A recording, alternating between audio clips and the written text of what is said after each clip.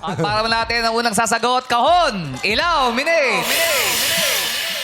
Ayun o. Si Trixie. Nauna si Ate Trixie. Hindi. Sa talaga, hindi ka pa panalo. Trixie? Akala niya sa... Trixie, ikaw pa lang kakanta. Unang Oo, ikaw kakanta pa ang lang. unang sasagot.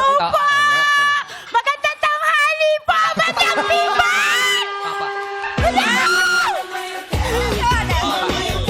Bakit? Trixie, sandali lang. Trixie, bakit ang saya-saya mo na? Bakit ang saya-saya mo na? Diyos ko po! Thank you, Lord! Thank you!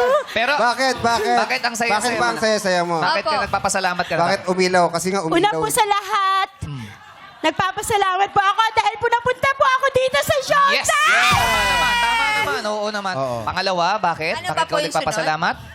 Dahil po feeling ko mananalo po ako dito! Okay, Trixie. Ano bago gusto tayo mo sabihin kay Glenn? Yes, message. Ano message mo kay Glenn? Good luck! Good luck! Okay. Baka sabihin naman ni Glenn, hindi natin siya binabati. Glenn, bumati ka muna sa Madlang People. What's up, Madlang People?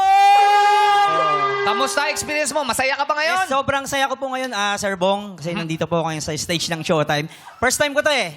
Kaya, enjoy ko to. Tama! Glenn, DJ Glenn. meron ka bang mensahe? Si DJ Kay Trixie, DJ Glenn?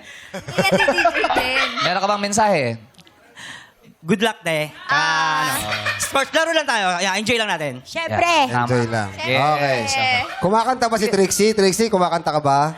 medyo po. Wow! Ikaw, Glenn. Opo, konti lang. Konti lang. Sintonado po ako eh. Duet nga kayo.